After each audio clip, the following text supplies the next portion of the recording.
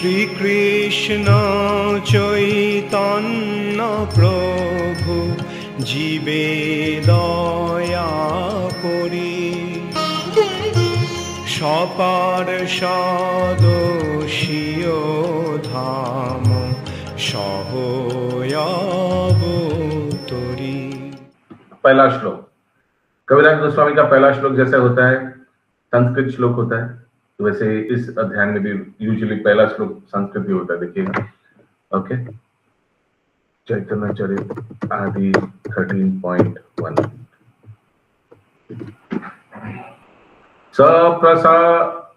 सप्रसीदतु चैतन्य सप्रसीदतु चैतन्य देवो यस्य प्रसादत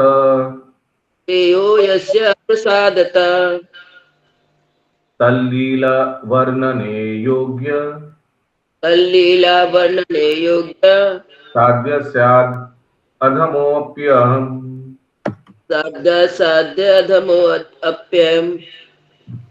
যার কৃপার প্রভাবে অত্যন্ত অধঃপতিত জনতার লীলা বর্ণন সমর্থ হয়, সেই শ্রী চৈতন্য মহাপ্রভুর কৃপা আমি প্রার্থনা করি। ऐसे कविराज गोस्वामी बोल रहे हैं। तात्पर्य, শ্রী চৈতন্য মহাপ্রভু অথবা শ্রী কৃষ্ণের কথা বর্ণনা করতে হলে অলৌকিক শক্তির প্রয়োজন হয়, যা হচ্ছে ভগবানের কৃপা ও আশীর্বাদ। এই কৃপা ও আশীর্বাদ ব্যতীত অপ্রাকৃত গ্রন্থ রচনা করা যায় না। ভগবানের কৃপার প্রভাবে অশিক্ষিত মানুষও অপূর্ব সুন্দরভাবে চিন্ময় তত্ত্ব বর্ণনা করতে পারে।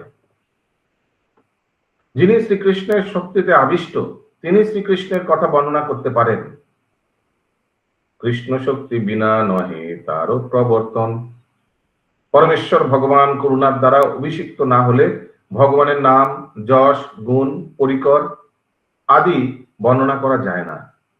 তাই দেখতে হবে যে শ্রীল কৃষ্ণদাস কবিরাজ গোস্বামী শ্রী চৈতন্য চরিতামৃতের বর্ণনা হচ্ছে গ্রন্থাকারের উপর ভগবানের বিশেষ করুণার প্রকাশ, যদিও তিনি নিজেকে সবচাইতে অধঃপতিত বলে মনে করেছেন।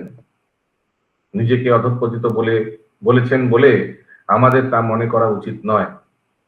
हम लोग को नहीं समझना चाहिए कि बोल रहे हैं कि हम बहुत पति दीन है, ये है, इसका मतलब सचमुच कृष्णदास कविराज गोस्वामी लिखा है ना, अभी देखिए, যার কৃপা প্রভাবে অত্যন্ত অধঃপতিত জন, श्लोक का अनुवाद में लिखा है ना, तो इसका मतलब नहीं है कि कविराज गोस्वामी बहुत अधःपतित व्यक्ति है, नहीं, लेकिन विनम्रता से ऐसे लिखते हैं वैष्णवाचार्य लोग। और एक बात बता रहा हूं, ऐसा नहीं कि उन लोग को लगता है कि मैं बहुत महान हूं, लेकिन लिखने के लिए लिखेंगे कि मैं बहुत दीन, नहीं, उन लोग को वास्तव में लगता है कि वो बहुत दीन है, पतित है। समझ में आ रहा है मैं क्या बोल रहा हूं? ऐसा नहीं कि जस्ट फॉर द सेक लिख रहे हैं, नहीं, they feel that they are most unqualified. তাই দেখতে হবে যে শ্রীল কৃষ্ণদাস কবিরাজ গোস্বামী শ্রী চৈতন্য চরিতামৃতের বর্ণনা হচ্ছে ग्रंथकारेर ऊपर भगवान विशेष करुणा प्रकाश, क्योंकि भगवान का लीला के बारे में लिख रहा है। कितना कृपा होगा और कितना भगवान ने उनको शक्ति संचार दिया होगा कि वो भगवान गौरांग महाप्रभु की लीला के बारे में ग्रंथ लिख रहा है। নিজেকে অধঃপতিত বলেছেন বলে আমাদের তা মনে করা উচিত নয়। পক্ষান্তরে যিনি এমন সুন্দর অপ্রাকৃত শাস্ত্র রচনা করতে পারেন তিনি আমাদের কাছে অবশ্যই পূজনীয়। জয় জয় শ্রী কৃষ্ণ চৈতন্য গৌরচন্দ্র, जय जय श्री कृष्ण चैतन्य गौरचंद्र, जय अद्वैत चंद्र जय जय नित्यानंद, जय अद्वैत चंद्र जय जय नित्यानंद, जय जय गदाधर जय श्रीनिवास, जय जय गदाधर जय श्रीनिवास। अभी श्रीनिवास सुन के ना मत समझिएगा कि ये श्रीनिवास आचार्य है। आगे भी आया है श्रीवास पंडित को कभी कभी श्रीनिवास भी बोला हुआ है, श्रीनिवास प्रभु, इसका मतलब श्रीवास। अभी तो नेक्स्ट जनरेशन शुरू ही नहीं हुआ। श्रीनिवास आचार्य के बारे में, श्रीनिवास आचार्य तो कभी महाप्रभु को दर्शन ही नहीं किया, हाँ, तो उसीलिए श्रीनिवास आएगा श्लोक में तो समझ लेना है कि श्रीवास ठाकुर के श्रीवास श्रीनिवास वही। जय मुकुंद वासुदेव जय हरिदास, जय मुकुंद वासुदेव जय हरिदास, जब भी आप लोग ये सब इन सब पार्षदों का नाम सुनिएगा, उन लोग का लीला दिमाग में आना चाहिए। मुकुंद, वासुदेव घोष, हरिदास ठाकुर, ये सब तुरंत क्लिक होना चाहिए। कौन कौन कौन व्यक्ति कौन है? जय दामोदर स्वरूप जय मुरारी गुप्त, जय दामोदर स्वरूप जय मुरारी गुप्त, এই সব চন্দ্রোদয়ে তম কইল লুপ্ত। এই सब चंद्रोदय तम कैलो लुप्त। जय दामोदर स्वरूप, अभी दामोदर स्वरूप माने स्वरूप दामोदर, ओके। जय मुरारी गुप्त, এই সমস্ত দীপ্তিমান চন্দ্র একত্রে উদিত হয়ে এই জড়জগতের অন্ধকার दूर করেছেন। हरि बोल। ये जितना भी चंद्र है, ये सब एक एक महाप्रभु के पार्षद चंद्र जैसे तुलना किया गया है, और सब एक साथ उदय हुआ है। सोचिए, हम लोग आसमान में रात को एक चंद्र देखते हैं, पूर्णिमा में देखते हैं ना। आज पूर्णिमा ना की? ना ना आज द्वादशी आज तो। अच्छा, 3 दिन बाद पूर्णिमा होगा। सोचिए, तो अगर सोचिए एक चंद्रमा आलोकित हो जाता है, अगर 4-5 चंद्रमा एक साथ आएगा तो क्या हो जाएगा? रात को लगेगा ऊपर से 4-5 फ्लड लाइट भगवान ने चलाया है ना। तो वही लिखा है, ये समस्त दीप्तिमान चंद्र एकत्रे, एकत्र माने एक साथ उदित हुए এই জড়জগতের অন্ধকার दूर করেছেন। हरि बोल। काश हम लोग भी उस समय जन्म लेता, या लिए भी हो गया, अभी याद नहीं है। कितना अच्छा ना, उस समय जब सब कृष्ण भगवान अवतार हुआ है, बलराम जी अवतार हुआ है, महाविष्णु का अवतार हुआ है, महाप्रभु है, नित्यानंद प्रभु है, शिवास ठाकुर है, क्या टू गुड। यस, कालिंदी सुविलासिनी माता जी। प्रभु, ये शिवास ठाकुर की कोई लीला आप बताएंगे? शिवास ठाकुर का लीला, यही जो अभी आप बताएं, शिवास ठाकुर गए। अभी शिवास ठाकुर साक्षात नारद मुनि का अवतार है। और क्या याद आना चाहिए, शिवास ठाकुर के घर में मैक्सिमम महाप्रभु लीला करते थे, कीर्तन करते थे, दिन में नहीं सिर्फ रात में भी। शिवास ठाकुर का पुत्र का मृत्यु हुआ था, उनके बारे में हम लोग ने लगातार 10-12 भजन सुना कुछ दिन आगे। ठीक है, ये सब क्लिक होना चाहिए, कौन हु इज हु। अगला श्लोक 5 नंबर। जय श्री चैतन्य चंद्रे भक्त चंद्रगण, जय श्री चैतन्य चंद्र भक्त चंद्रगण, সবার প্রেম জ্যোৎস্নায় উজ্জ্বল ত্রিভুবন। सवार प्रेम ज्योत्स्नाय उज्ज्वल त्रिभुवन। श्री चैतन्य चंद्रे समस्त भक्त चंद्र ग्रहणेर जय हो। हरि बोल। तो समस्त भक्तों को किससे तुलना कर रहे हैं? चंद्र ग्रहण जैसा। नहीं प्रभु, चंद्र ग्रहण। तो चंद्र जितना भी भक्त है वो भी चंद्र जैसा है। तो आप लोग में से कौन कौन चैतन्य चंद्र भक्त है? प्लीज हाथ उठाइए अपना। Okay, very nice. तो हम लोग को सब कुछ तुलना किया गया, चंद्र जैसे तुलना किया। हम लोग भक्त साधक है, भक्त होने का प्रयास कर रहे हैं। তাদের কিরণ রূপী প্রেম জ্যোৎস্নায় ত্রিভুবন উজ্জ্বল হয়ে উঠেছে। এই শ্লোকে আমরা দেখতে পাই যে চন্দ্রকে বহুবচনে চন্দ্রগণ বলে বর্ণনা করা হয়েছে, बहुवचन। जैसे मंगलाचरण में आता है ना, श्री गुरुन वैष्णवांश्च। गुरुन क्या है? बहुवचन। गुरुवे बहुवचन माने प्लूरल, इंग्लिश में बोलते हैं ना, plural, singular and plural. Guru singular, गुरुन बा गुरुवे ये प्लूरल हो गया। वैसे ही चंद्र सिंगल, चंद्रगण बहुत चंद्र मिलकर एक साथ उदय हुआ है, अर्थात बहु चंद्र রয়েছে। भागवत गीता 10ম অধ্যায় 21 শ্লোকে ভগবান বলেছেন, নক্ষত্রানাং মহং শশী, নক্ষত্রদের মধ্যে আমি হচ্ছি চন্দ্র, সমস্ত নক্ষত্রগুলি হচ্ছে চন্দ্রের মতো।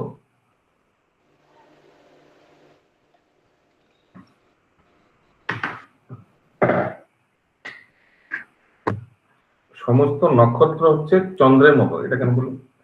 পাশ্চাত্যের জ্যোতিষবিদেরা মানে অ্যাস্ট্রোলজাররা মনে করেন যে নক্ষত্রগুলি হচ্ছে সূর্যের মতো, কিন্তু বৈদিক জ্যোতিষবিদেরা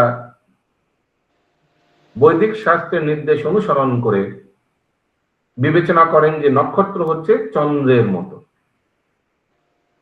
সূর্যের অত্যন্ত উজ্জ্বল ভাবে বিকিরণ করার ক্ষমতা রয়েছে। এবং চন্দ্র সূর্য কিরণ প্রতিফলিত করে, তাই ताकि उज्जवल देखाए। तो चंद्रमा को उज्जवल क्यों दिखाता है? बिकॉज सूर्य की जो रोशनी है वो उससे चंद्रमा को रोशनी मिलता है ना। हाँ मून है। हाँ, तो इंग्लिश में क्या लिखा है अरुणा राधे माता जी? The sun has the ability to shine powerfully, and the moons reflect the sunshine and therefore look brilliant. Okay, प्रतिफलन।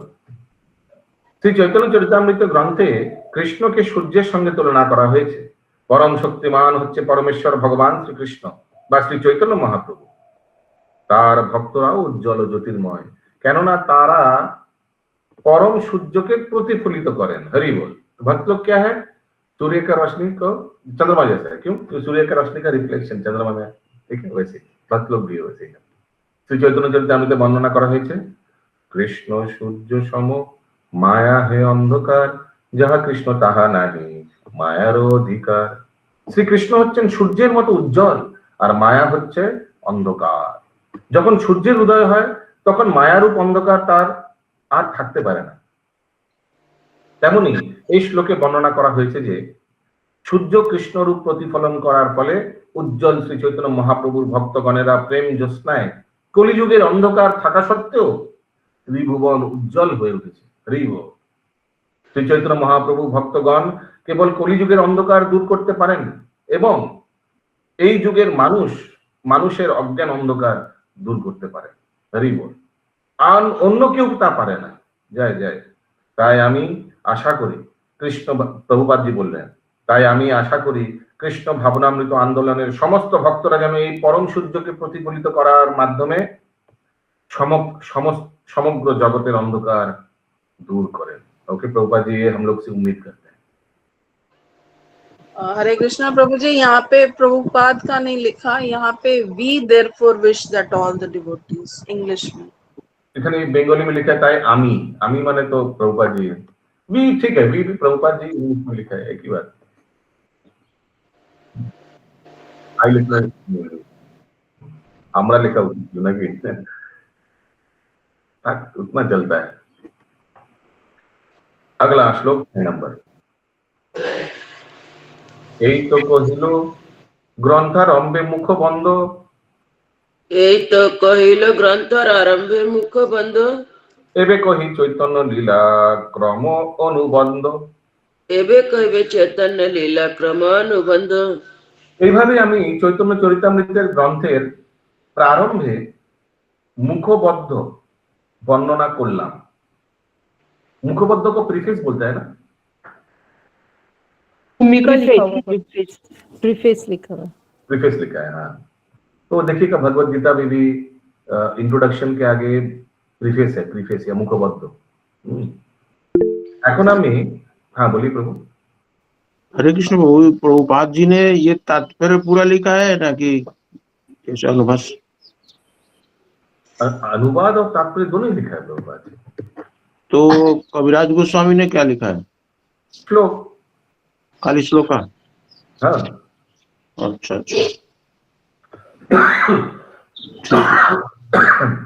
तात्पर्य का अनुवाद का दरगाह नहीं पड़ता।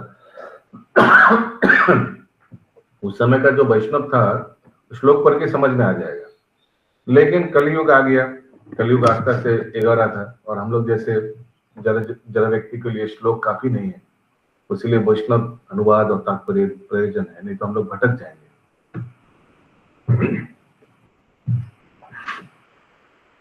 प्रथमे तो सूर्य रूपे करिए गणन, प्रथमे तो सूत्र रूपे करिए गणन, सूत्र रूपे सॉरी, पाछे ताहा विस्तारी करिब विवरण, पाछे ताहा विस्तारी करिब विवरण।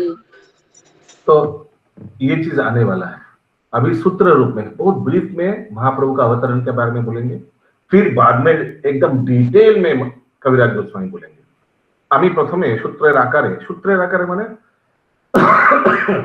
आगे देखने के बहुत शॉर्ट में श्री चैतन्य महाप्रभु लीला সমূহ বর্ণনা করব, তারপর আমি সেইগুলি বিস্তারিতভাবে বর্ণনা করব।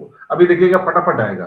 महाप्रभु ने जन्म लिया, ये हुआ, चंद्र ग्रहण हुआ, महाप्रभु बचपन में ये किया, वो किया, फिर संन्यास ले लिया, फिर चले गए पुण्य, इतना फटाफट आएगा। फिर बाद में देखिएगा एक एक जो चीज आया उसके बारे में डिटेल में चैप्टर चैप्टर आएगा। श्री कृष्ण चैतन्य नवद्वीपे अवतरी, श्री कृष्ण चैतन्य नवद्वीपे अवतरी, 48 বছর प्रकट बिहरी। 40 बसर प्रकट बिहरी। एक्चुअली कुछ कुछ श्लोक अभी बहुत साल से आप लोग बंगाली सुन रहे हैं, कुछ कुछ श्लोक का अनुवाद पढ़ने का दरकार है क्या? नहीं जैसे इसका तो समझ में आ गया ना। 1407 के जन्मेर प्रमाण, 1407 के जन्मेर प्रमाण, 1455 হইল অন্তর্ধান। 1455 হইল अंतर्धान। तो 1407 बंगाली थे, 1407 में महाप्रभु का आविर्भाव हुआ, 1455 में महाप्रभु का अप्रकट लीला हुआ। तो माइनस करने से कितना आएगा, कितना साल महाप्रभु लीला प्रकट के? 48। 1455 माइनस 1407। और अगर इंग्लिश कैलेंडर के हिसाब से करिएगा तो क्या होगा? 1486 प्लस 48 और 1486 में महाप्रभु आविर्भाव हुआ, 48 प्लस करिए तो कितना आ जाएगा? 1534।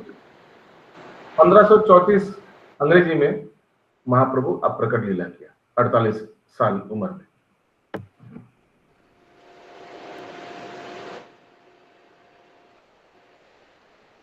किसी का कोई प्रश्न है समझने में ये सब कैलकुलेशन? Very good. 24 বৎসর प्रभु কইল গৃহবাস, 24 বছর প্রভু কইল গৃহবাস, নিরন্তর কইল কৃষ্ণ কীর্তন বিলাস। নিরন্তর কইল কৃষ্ণ কীর্তন বিলাস। 24 বৎসর শেষে করিয়া সন্ন্যাস, 24 বছর শেষে করিয়া সন্ন্যাস। আরো 24 বৎসর কইল নীলাচলে বাস। আর 24 বছর কইল নীলাচলে বাস। चंदा माता जी समझ में आ रहा है? प्रभु आ रहा है समझ में। তার মধ্যে 6 বৎসর গমনাগমন, তার মধ্যে 6 বছর গমনাগমন, কভু দক্ষিণ কভু গৌর কভু বৃন্দাবন। কভু দক্ষিণ কভু গৌড় কভু বৃন্দাবন। पहला 24 साल नवद्वीप में, अगले 24 साल लिखा है नीलाचल बास, लेकिन बहुत जगह घूमा। कहां कहां घूमा? पहला 6 साल जो 24 साल, जो दूसरा 24 साल का पहला 24 साल 6 साल है, जो दूसरा 24 साल का पहला 6 साल है, यानी 25 से 30, 25, 26, 27, 28, 29, 30, ये 6 साल महाप्रभु ने कहां कहां गए? कोभू दक्षिण माने दक्षिण भारत, साउथ इंडिया यात्रा, कोभू गौर, गौर माने बंगभूमि, कोभू वृंदावन। अष्टादश বৎসর রহিলা নীলা চলে,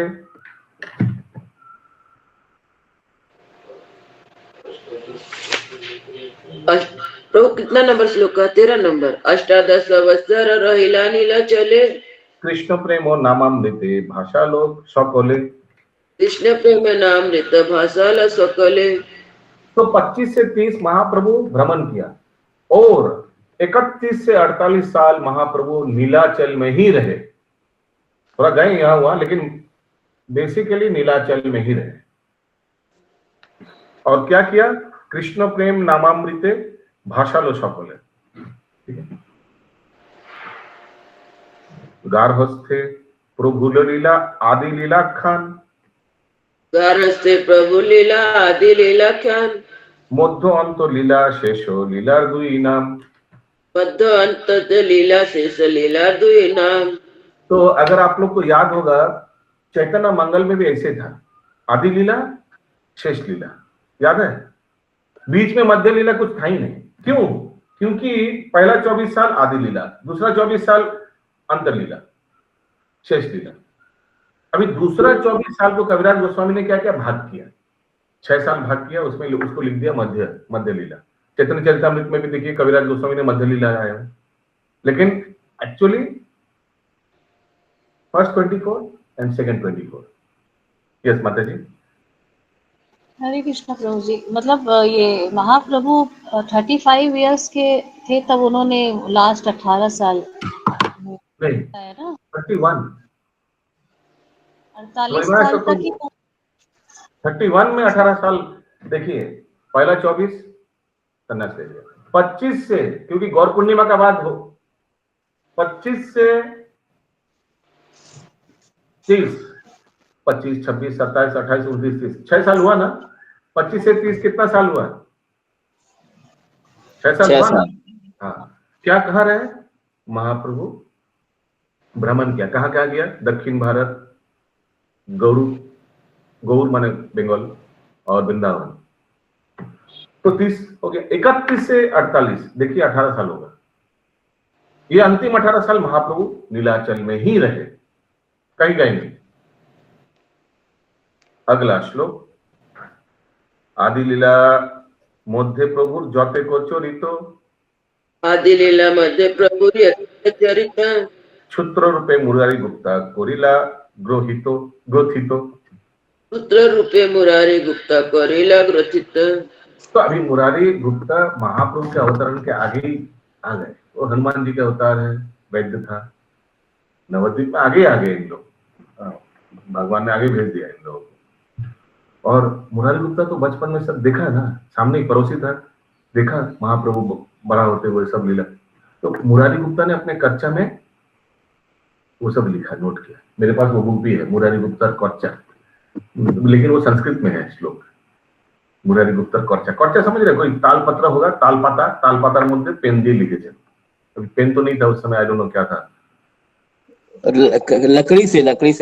लकड़ी से कोई बोलता है शतरभुज, वृक्ष पेड़ का शतरभुज का जो पंख होता है उससे भी लिखता है, उस समय लिखता था, समझ में? ऑस्ट्रिच फेदर, वो भी पेन जैसे यूज कर रहे थे। एनीवेज, तो इसीलिए चैतन्य मंगल अगर आप पढ़िएगा, चैतन्य मंगल में लोचनदास ठाकुर ने जो, मैंने हर एक बुक ना हर एक चीज के लिए विख्यात है।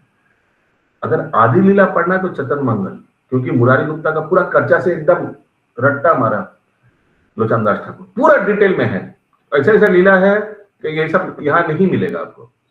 और अगर मध्य लीला और अंत लीला पढ़ना है तो चैतन्य चैतन्य। और वृंदावन दास ठाकुर जो चैतन्य भागवत लिखा, उसमें तो मध्य लीला का वर्णन बहुत ही कम है, बहुत ही कम है। अंत लीला हमको ठीक से मालूम नहीं है, अंत लीला ज्यादा है प्रभु। हाँ, लेकिन मध्य लीला पढ़ना है तो ये कविराज गोस्वामी का डिटेल में है।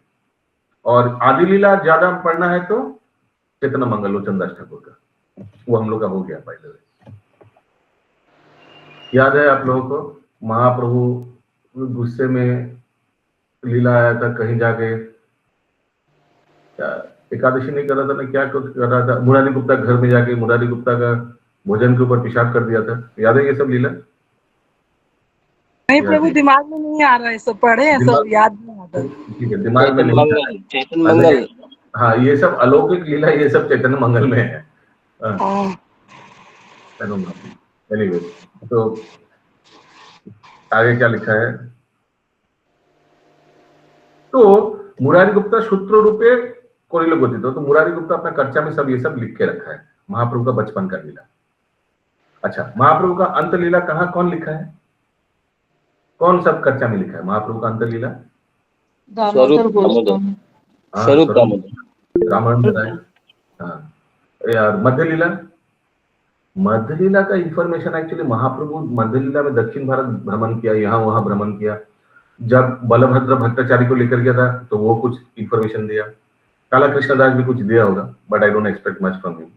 लेकिन स्वरूप दामोदर महाप्रभु ना दक्षिण भारत में कहाँ क्या गए, ये सब आकर पुरी में वापस आकर महाप्रभु सब बताया, और स्वरूप दामोदर ने अपने कर्चा में ये सब नोटिंग किया।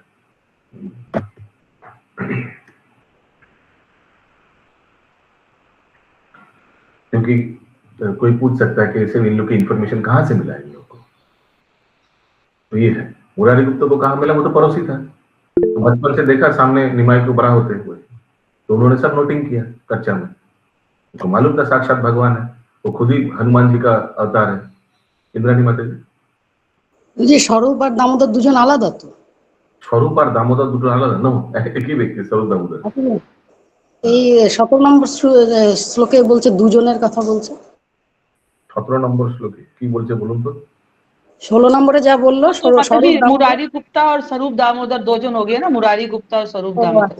আচ্ছা, প্রভুর যে শেষ লীলা স্বরূপ দামোদর, प्रभु जे रे शेष लीला स्वरूप दामोदर, সূত্রে করি গ্রন্থি লেন গ্রন্থের ভিতর, सूत्रकारी ग्रंथे लेना ग्रंथेर भीतर। तार शेष लीला। अब इस शेष लीला का देखिए बाद ब्रैकेट में लिखा है मध्य लीला और अंत लीला बंगाली में, क्योंकि मैंने बताया ना कुछ कुछ बुक में दो ही है, आदि और शेष, बीच में मध्य लीला को पकड़ा ही नहीं। स्वरूप दामोदर गोस्वामी सूत्र आकारे तार एक ग्रंथे लिखे रखे होगा, शायद ऐसा भी बुक होगा स्वरूप दामोदर का कर्चा, हमने सुना नहीं, होगा जरूर। कुछ कुछ कर्चा तो यहाँ है आपका बरानगर पाटबारी के ऊपर जो म्यूजियम है, वहाँ कुछ कुछ ऐसे आचार्यों का कर्चा है। दिखाए थे प्रभु आप, हम लोग गए थे तब बारानगर पाटबारी। अगला श्लोक 17, এই দুই জনের সূত্র দেখিয়া শুনিয়া, এই দুই জনের সূত্র দেখিয়া শুনিয়া, বর্ণনা করেন বৈষ্ণব ক্রম যে করিয়া, वर्णन करे वैष्णव क्रमे करिया। এই দুই মহাপুরুষের সূত্র দেখে শুনে শ্রী চৈতন্য মহাপ্রভুর বৈষ্ণব ভক্তরা क्रम अनुसार तार लीला संबंधे अवगत होते पारे। तो ये दोनों का सूत्र देखने से हम लोग को पता चलेगा इन लोग का महाप्रभु का लीला। अच्छा, याद रखिएगा कविराज गोस्वामी को हमारे जितना दूर हिरण्मय गौरांग प्रभु है। हाँ प्रभु। और अच्छा, ये कविराज गोस्वामी को सूत्र से नहीं, कविराज गोस्वामी को इन लोग ने बताया, ठीक बोल सी राधा कुंड में, जैसे रघुनाथ दास गोस्वामी से, और रूप गोस्वामी भी, रघुनाथ दास गोस्वामी, रूप गोस्वामी भी बताया। रघुनाथ दास गोस्वामी से ही सब लोग सुना है। वो अप्रकट होने के बाद डेली 3 घंटा करके उधर बोलते थे। रघुनाथ दास गोस्वामी तो कच्चा से, हाँ सुना देखा, ये डायरेक्टली थे उधर, डायरेक्टली थे और कर्चा भी उनको पता था। हाँ, और नहीं डायरेक्ट तो बहुत बाद में ज्वाइन किया महाप्रभु का लीला में, आई थिंक 32 साल में, 18 साल तो उधर थे, 18 इयर्स। हमने उस दिन कैलकुलेशन किया था ना महाप्रभु के पास कब ज्वाइन किया था रघुनाथ दास गोस्वामी, व्हेन महाप्रभु वाज 32। पुरी में जब गया था, सक्सेस हुआ था, महाप्रभु का उम्र 32 साल था ना, उस दिन कैलकुलेट किया था हम लोग ने। हाँ, होने से भी करीब 18 साल आ जाएगा। तो उन्होंने जो भी बताया कविराज गोस्वामी को, 16 से 18 साल होगा, कच्चा पढ़ के बताया होगा। और राधा कुंड में उन्होंने सब ये सब बताया कविराज गोस्वामी। हाँ, स्वरूप दामोदर के डायरेक्ट तत्वावधान में थे, तो उनको तो पता होगा चैतन्य महाप्रभु का क्या क्या है, वो भी स्वयं देखा, पर्चा से भी पता होगा, लेकिन डायरेक्ट देखा भी। और रामानंद राय के बारे में कुछ वर्णन नहीं आता है ना, कि वो थोड़ा बहुत माने वो रात में आते थे और एक साथ में वो आलोचना करते थे, लेकिन दिन में थोड़ा दूर में जाते होंगे मालूम होता है। नहीं, रामानंद राय क्या जगन्नाथ वल्लभ गार्डन है ना, जगन्नाथ वल्लभ गार्डन में उनको तो विग्रह है, सभी विग्रह उधर ही रहते होंगे। नहीं, मैं बोल रहा हूँ, पूछ रहा हूँ, रघुनाथ ये राधा कुंड के तट पर जब गोस्वामी लोग नेक्स्ट जनरेशन को इंफॉर्मेशन देने लगा, तो कौन कौन दिया था? स्वरूप दामोदर दिया था? नहीं, सिर्फ रघुनाथ दास गोस्वामी। हाँ, रघुनाथ दास गोस्वामी वो गया ना उधर, माने गोवर्धन से माने कूद के शरीर छोड़ेंगे ऐसे चिंता करके गए थे। हाँ, वो तो ठीक है, फिर महाप्रभु ने उनको अब आदेश दिया, वैष्णव लोग भी मना किया, एक्सेट्रा, ठीक है। लेकिन इन लोग को, इन कविराज गोस्वामी को इन्फॉर्मेशन राधा कुंड के तट पर कौन दिया? वही दिया, वही रघुनाथ दास गोस्वामी। और रूप गोस्वामी भी कुछ दिया होगा। रूप गोस्वामी भी सुने, वो जो थोड़ा बहुत उनको मालूम था, वो तो ज्यादा नहीं गए थे ना, एक बार ना 2 बार गए थे। लेकिन महाप्रभु ने जो शिक्षा दिया उनको, ये सब तो रूप गोस्वामी डायरेक्ट, शिक्षा तो डायरेक्ट आया, लेकिन उनका लीला के बारे में, पुरी में क्या हुआ नहीं हुआ, ये रघुनाथ दास गोस्वामी से सुनते थे, डेली 3 घंटे में 4 घंटा सुनते थे। चर्चा से और रामानंद राय के श्रवण से। हाँ ओके।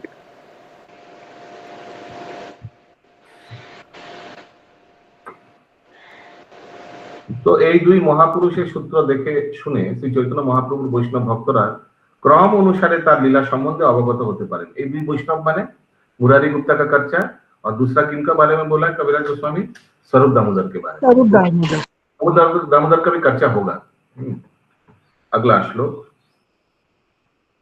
बाल्य पौगंड कौशल যৌবন চারি ভেদ, बाल यौगंड किशोर यौवन चारि भेद, অতএব आदि खंडे लीला आदि खंडे लीला चारि भेद।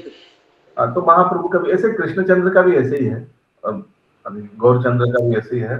एक क्या है, बाल्लो, बाल्लो शायद 5 साल तक, पौगंडा में 5 से 10, कौशल माने 11 से 14 ऐसे कुछ है, यौवन माने 14 प्लस ऐसे कुछ है ना, ठीक बोल रहा हूँ? हाँ हिरण्य ग्रंथ हो। हाँ प्रभु जी, ठीक बोला। 1 से 5, 6 से कितना? 6 से 10 पौगंड, हाँ 11 से 14 कौशल और 14 प्लस यौवन। ठीक ठीक ठीक है। तो ऐसे कृष्णचंद्र का भी भेद है, कृष्ण भगवान का भी ऐसे ही। आप लोग अगर पढ़े होंगे कृष्ण लीला और कृष्ण भोग, उसमें भी भागवतम में ऐसे ही भेद दिया है। भगवान कृष्णचंद्र का पौगंड लीला, कब रास किया था, कब कब अघासुर को मारा था, कब दामोदर लीला किया था, ये सब दिया हुआ है। तो वैसे ही गौरांग महाप्रभु का भी जो आदि लीला है इस 4 विभाग में किया है। पहला 5 साल बाल्य लीला, फिर पौगंड। तो बाल्य लीला में शायद कुछ कुछ लीला आएगा, जैसे वो बचपन में सांप पकड़ लिया था ना, बचपन में मिट्टी खाया था, ऐसे कुछ आएगा, मिट्टी के हारी में बैठ गया था महाप्रभु, वो सब आएगा शायद। फिर पौगंड लीला, फिर एक्सेट्रा एक्सेट्रा। ठीक है। अगला श्लोक 19 नंबर, ये संस्कृत श्लोक है। सर्वसद्गुण पूर्णाम सर्व सद्गुण पूर्णाम ताम वंदे फाल्गुन पूर्णिमाम ताम वंदे फाल्गुन पूर्णिमाम दशाम श्री कृष्ण चैतन्यं श्याम श्री कृष्ण चैतन्य कृष्ण नाम भी अवतीर्ण कृष्ण नाम भी। আমি ফাল্গুন পূর্ণিমা সন্ধ্যাকে বন্দনা করি, যে সর্ব সুলক্ষণ যুক্ত শুভক্ষণে কৃষ্ণ নাম সহ শ্রী চৈতন্য মহাপ্রভু अवतीर्ण হয়েছেন। हरि बोल। क्योंकि गोलोकेर प्रेमधन हरिनाम संकीर्तन, और महाप्रभु जब अवतीर्ण हुआ तो अपने बैग में लेके आया क्या? कृष्ण नाम। उसीलिए लिखा है जे सर्व सुलक्षण युक्त, सबसे ऑस्पिशियस शुभक्षण टाइम में कृष्ण नाम सह। तो महाप्रभु आया, खाली हाथ नहीं आया, कृष्ण नाम लेके चैतन्य महाप्रभु अवतीर्ण हुए। तो सब बोली गौरांग महाप्रभु की जय।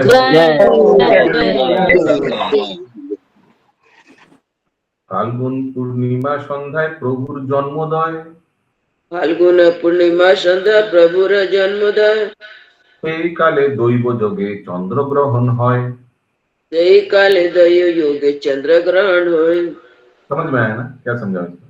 हरि हरि बोले लोग हर्षित হইয়া, हरि हरि बोले लोग हर्षित হইয়া, জন্মিলা চৈতন্য প্রভু নাম জন্মাইয়া। जन्मिला चैतन्य प्रभु नाम जन्माइला। आनंद अत्यंत आनंदित হয়ে সকলে ভগবানের দিব্য নাম হরি হরি, सब बोलिए हरि हरि हरि हरि উচ্চারণ করতে থাকে। এবং এইভাবে প্রথমে তার নাম অবতরণ করিয়ে श्री चैतन्य महाप्रभु अवतीर्ण हलें। तो देखिए महाप्रभु आने के आगे नाम आ गया, हरि बोल। हम जैसे सोचिए क्या बोले, अभी किसी का बर्थडे में आप घुसा, पहले घुसते किसी को बर्थडे गिफ्ट दे दिए, ए लो भाई तुम्हारा बर्थडे गिफ्ट, फिर आप दरवाजे के अंदर घुसा। तो ऐसे ही कुछ महाप्रभु आने के आगे जो पॉकेट बैग में लेके आए थे वो पहले दे दिया हरि हरि। तो महाप्रभु अवतरण के आगे ही हरि हरि बोलने लग गया। सब क्यों बोल रहा था? ग्रहण था उसमें प्रभु क्योंकि ग्रहण था, उसीलिए सब हरि नाम आगे से ही बता रहा था ग्रहण के लिए। फिर महाप्रभु भी अवतरण हुआ। तो महाप्रभु अवतरण कौन से समय में हुआ? ठीक है, फाल्गुन पूर्णिमा में। कौन से समय में हुआ? संध्या समय में। हाँ, संधि, उसी चंद्र ग्रहण मंदिर ना, हम लोग चंद्र उदय मंदिर, मून राइज, माने जब ग्रहण हटा होगा उसी समय ना, कि ठीक बोल ना कि ना ग्रहण समय 6 बजे होगा वो, ग्रहण भी स्टार्ट हो गया उस टाइम में। ग्रहण हटने के बाद चंद्र उदय मंदिर। हाँ, अशोक प्रभु। हरे कृष्ण प्रभु, इनके जन्म के पहले सबों को मालूम था कि भगवान आ रहे हैं?